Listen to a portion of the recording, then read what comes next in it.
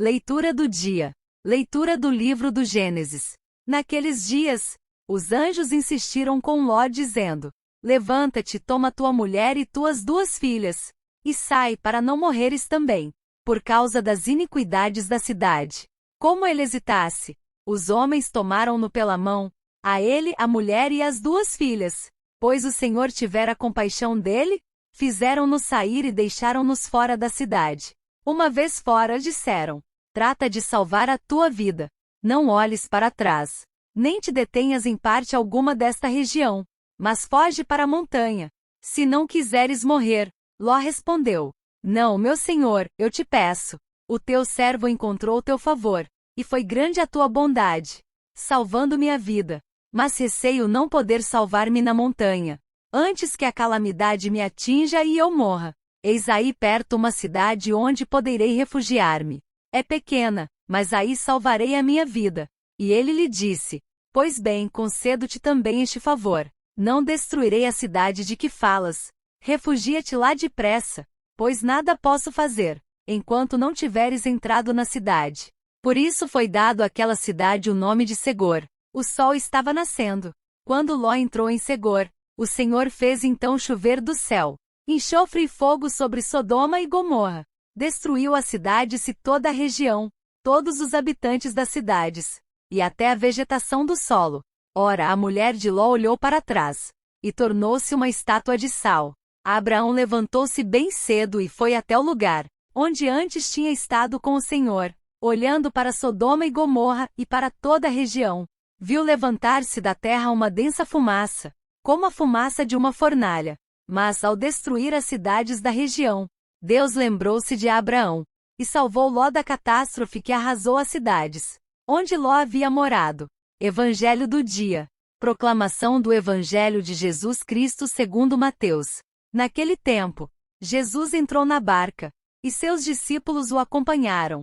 E eis que houve uma grande tempestade no mar, de modo que a barca estava sendo coberta pelas ondas. Jesus, porém, dormia.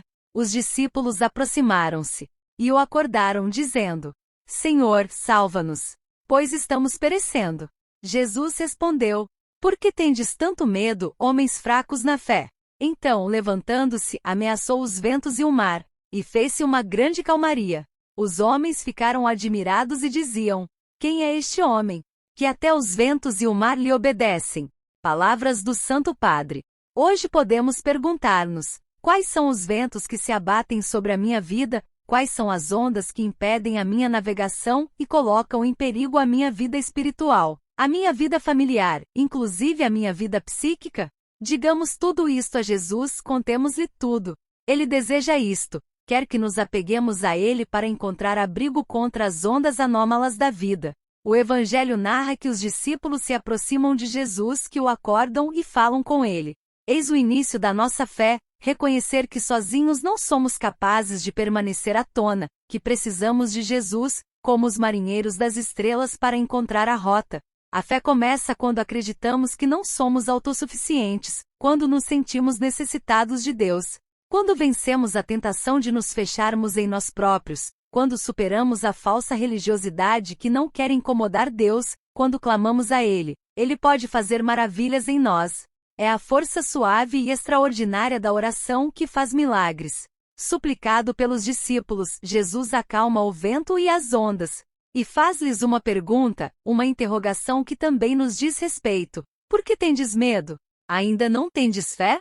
Os discípulos deixarão-se surpreender pelo medo, pois tinham fixado mais as ondas do que Jesus. Acontece o mesmo conosco. Quantas vezes olhamos para os problemas, em vez de ir ter com o Senhor para depor nele as nossas preocupações? Santa Isabel, Rainha de Portugal. Enquanto rainha, Isabel seguiu seu caminho para a santidade, cuidando dos pobres e apaziguando as dinastias da Europa. Em 1300, após a morte do seu marido, Dionísio, partiu em peregrinação a Santiago de Compostela, onde ofereceu sua coroa e depois entrou para o Mosteiro das Clarissas de Coimbra. São Urico, bispo de Augsburgo. Urico foi encaminhado ao sacerdócio pelo seu tio, Adalberone, bispo de Augsburgo. A sua sucessão foi oferecida ao jovem clérigo Urico, mas ele não aceitou. Entretanto, liderou o episcopado por 50 anos, a partir de 923, sendo um defensor convicto do povo, do clero local e da própria cidade. Beato Pier Giorgio Frassati. Pier Giorgio nasceu em Turim, em 1901, no seio de uma família da alta burguesia. Seu pai, Alfredo, jornalista e dono do jornal La Stampa, era amigo íntimo de Giolitti, que o enviou a Berlim como embaixador. Sua mãe era uma pintora famosa. Vittorio Emanuele III comprou uma das suas obras, exposta na Bienal de Veneza. Na família Frassati a fé não era bem de casa, não obstante, o Senhor soube abrir alas nos corações dos homens, dispostos a dar-lhe ouvido, combater o sistema por dentro. Pier Giorgio não se sentia à vontade na classe social onde vivia, nem na sua vida no lar, onde a fé era um elemento mais formal do que essencial. Passou sua infância com a irmã Luciana, mais nova de 1 ano. Era sua única confidente, uma vez que os contrastes com seus pais se tornavam cada vez mais evidentes. Pier Giorgio não era um excelente estudante, pelo menos até entrar para o Instituto Social dos Padres Jesuítas. Ao se formar, passou a estudar engenharia mecânica com especialização em mineração, para seguir de perto os mineiros que, na época, eram considerados os mais explorados dos explorados. Infelizmente não conseguiu concluir seu curso de graduação em vida, mas apenas o título honoris causa em 2002. A sua prioridade não eram os estudos, mas a oração, a Eucaristia e a caridade. Por isso o jovem preferiu ficar em casa junto com a família. Passava o tempo a serviço da caridade. Os contrastes unilaterais com o pai não tardaram. Seu pai Alfredo começou a definir o filho como um homem inútil, dizendo que andava à toa pelas ruas da cidade, frequentando pessoas que não estavam à sua altura. Por sua vez, Pier Giorgio era uma pessoa sempre sorridente, aceitava as repreensões de modo sereno, como uma eterna criança. Assim, se comportava com o próximo necessitado, apesar de não agir da mesma forma com os jovens da sua classe. Contudo, demonstrava a todos verdadeiro amor e participação nos sofrimentos humanos. Nos últimos anos de vida, Pier Giorgio Frassati participou, praticamente, de todas as associações católicas, desde a Conferência de São Vicente à Ação Católica e a FUCI, e sempre prestava sua ajuda e serviço aos mais indigentes. Empresa de transporte Frassati. Os amigos de Pier Giorgio zombavam dele, chamando-o empresa de transporte Frassati, porque sempre visitava os porões dos pobres e os casebres da periferia de Turim, uma cidade de grandes santos e intelectuais, mas também de tantos operários pobres e excluídos da sociedade. O jovem Frassati levava de tudo às casas dos mais necessitados, alimentos, roupas, lenha, carvão, móveis, gastando todo o dinheiro que sua família lhe dava, que diminuía sempre mais.